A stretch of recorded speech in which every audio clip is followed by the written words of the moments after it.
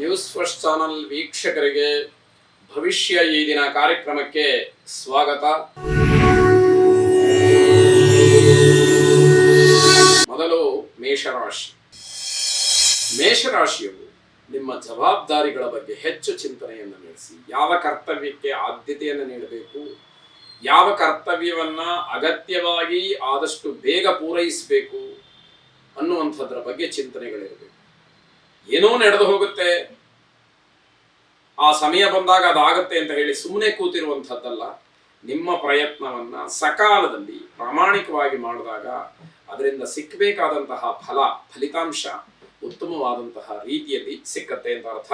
ನಿಮ್ಮ ಆರೋಗ್ಯದ ಬಗ್ಗೆ ಗಮನವನ್ನು ಹರಿಸಿ ತಾತ್ಸಾರವನ್ನು ಮಾಡಬೇಡಿ. ವ್ಯವಹಾರ ಅಥವಾ ಹಣಕಾಸಿನ ವಿಚಾರ ಮಾಮೂಲಿ ಅಂತ ನಡೆಯುತ್ತೆ, ಅದರಲ್ಲಿ ಯಾವ ವ್ಯತ್ಯಾಸಗಳು ಇಲ್ಲ. ಅದಕ್ಕೆ ವಿಶೇಷವಾದಂತಹ ಏನೋ ಪ್ರಯತ್ನವನ್ನ ಮಾಡಬೇಕಾದಂತಹ ದಿವಸ ಇದಲ್ಲ ಅಂತ ಹೇಳಿ ಅರ್ಥ. ಕೆಲವು ಕೆಲಸಗಳು ನಿಧಾನವಾಗಿ ಪೂರ್ಣವಾಗುತ್ತೆ. ಹಾಗಂತ ತಾಳ್ಮೆಯನ್ನು ಕಳ್ಕೊಂಡು ಬೇರೆ ಇನ್ಯಾವುದೋ ನಿರ್ಧಾರವನ್ನು ಮಾಡಿ ಆಗುವಂತಹ ಕೆಲಸಕ್ಕೂ ಅಡ್ಡಿಯನ್ನು ಮಾಡಿಕೊಡುವಂತಹದ್ದು ಒಳ್ಳೆಯದಲ್ಲ ಅಂತ ಅರ್ಥ.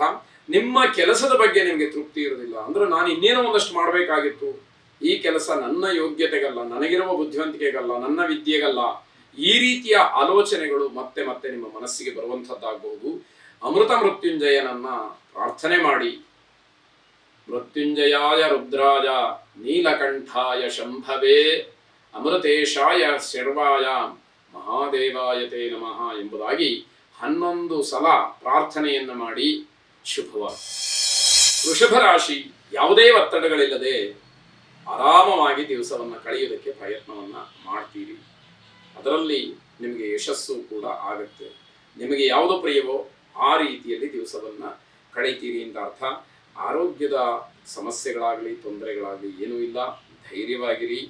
ಕುಟುಂಬದವರ ಸಹಕಾರ ಪರಿಪೂರ್ಣವಾಗಿರುತ್ತೆ, ಆದರೆ ಅದರ ಸದ್ವಿನಿಯೋಗವಾಗಬೇಕು. ಅದನ್ನು ದುರುಪಯೋಗ ಮಾಡಿಕೊಂಡು ಒಂದು ವೇಳೆ ಮನೆಯವರಿಗೆ ಹೀಗೆ ಅಂತ ಗೊತ್ತಾದಾಗ ತೊಂದರೆಯನ್ನು ಅನುಭವಿಸಬೇಕಾಗುತ್ತೆ.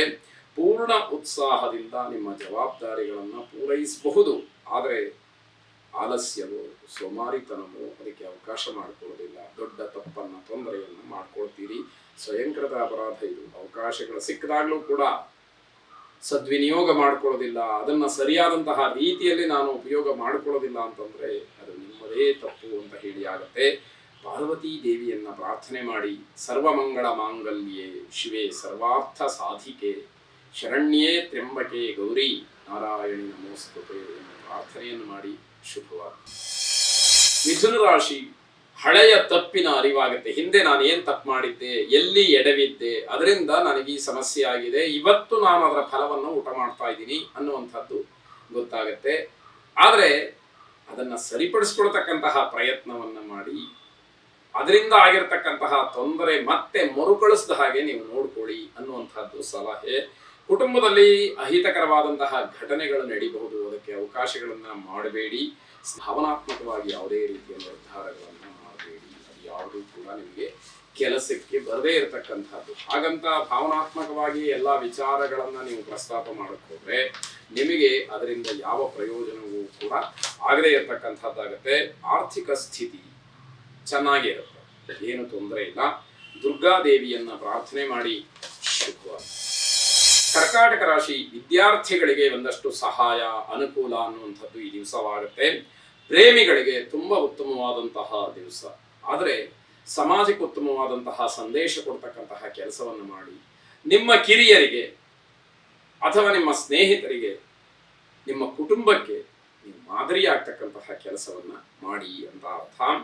ಇದರಿಂದ ಜನರು ಕೂಡ ಪ್ರಭಾವಿತರಾಗ್ತಾರೆ. ಏನಪ್ಪ ವ್ಯಕ್ತಿ ಹೇಗೆ ಮಾತಾಡ್ತಾರೆ, ಆ ಸಮಯಕ್ಕೆ ಅವ್ರಿಗೆ ಹೇಗೆ ಹೊಳೆಯುತ್ತೆ ಅನ್ನುವಂಥದ್ದನ್ನ ಮೆಚ್ಚುಗೆಯನ್ನು ನಿಮ್ಮ ಬಗ್ಗೆ ವ್ಯಕ್ತಪಡಿಸ್ತಾರೆ. ದಿನದ ಹೆಚ್ಚಿನ ಭಾಗ ನಿಮಗೆ ಅನುಕೂಲಕರವಾಗಿದೆ, ಹಾಗಾಗಿ ಒಳ್ಳೆಯ ಕೆಲಸಕ್ಕೆ ವಿನಿಯೋಗ ಮಾಡಿಕೊಳ್ಳಿ. ಯೋಗ್ಯವಾದಂತಹ ವ್ಯಕ್ತಿಗಳ ಮಾರ್ಗದರ್ಶನ ನಿಮಗೆ ಪ್ರಯೋಜನವನ್ನ ತಂದುಕೊಡುತ್ತೆ, ಅದರ ಉಪಯೋಗವಾಗುತ್ತೆ. ಅಂತಹ ವ್ಯಕ್ತಿಗಳ ಸ್ಮರಣೆ ಪುನಃ ಮಾಡಿಕೊಂಡ್ರೆ ಬಹಳ ಒಳ್ಳೆಯದು. ಶ್ರೀಕೃಷ್ಣನನ್ನ ಪ್ರಾರ್ಥನೆ ಮಾಡಿ. ವಸುದೇವ ಸುತಂ ದೇವಂ ಕಂಸ ಚಾಣೂರಮರ್ದನಂ ದೇವಕೀ ಪರಮಾನಂದಂ ಕೃಷ್ಣಂ ವಂದೇ ಜಗದ್ಗುರುಂ ಎಂಬ ಪ್ರಾರ್ಥನೆ ನಿಮ್ಮದಾಗಿರಲಿ. ಶುಭ.